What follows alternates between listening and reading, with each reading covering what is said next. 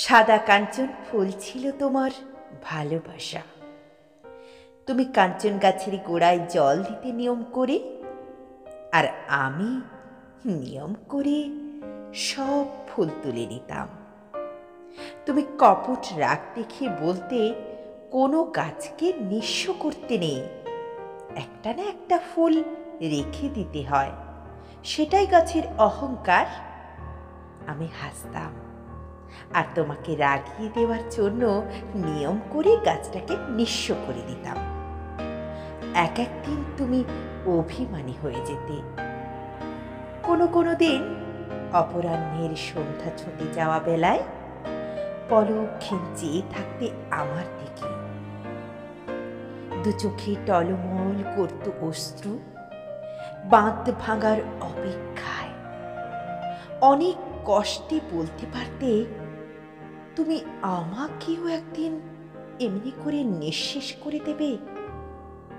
আমি বলতাম, দূর পাগলি, আমি তোমায় কানায় কানায় পূর্ণ করে রাখব, ভরা কোটালের গঙ্গার মতো, ফাল্গুনী পূর্ণিমার বানভাসী জোছনায়।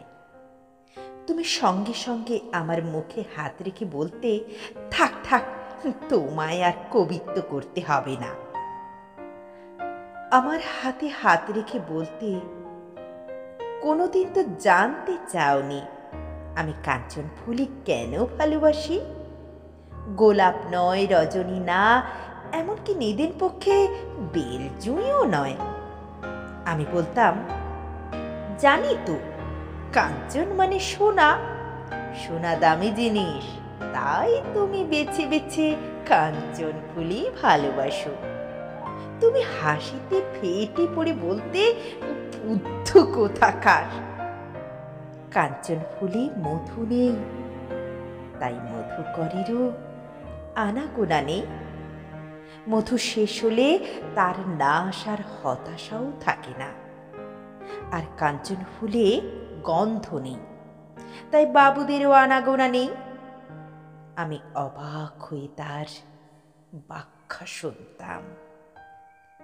সেদিন ছিল কাঞ্চন গাছটার জন্মদিন। সকাল থেকে তুমি সাদা লাল বেনারসিতে আদরে যত্নে কাঞ্চন গাছটাকে একেবারে ব্যতিব্যস্ত করে তুললে। রাত্রিরে সারা গাছটাকে সাজিয়ে দিলে লাল, হলুদ, নীল রং বেরঙের আলো দিয়ে। আমাকে ডেকে বললে, রাগ করো না, এই একটা দিনই তো, বাকি দিনগুলো তো। ঘরের এক কোণে রাখা প্রদীপটা জ্বলতে জ্বলতে কখন যেন তার তেল ফুরিয়ে ফেলেছিল, কেউ আমরা জানতেই পারিনি। এক শারদীয়া সাহান্যে আগমনী গানকে থামিয়ে সামান্য একটু দমকা বাতাস এসে নিজেকে নিঃশেষ করে এক নিবিড় আঁধারে চরাচর আচ্ছন্ন করে নির্বাপিত হয়ে গেল।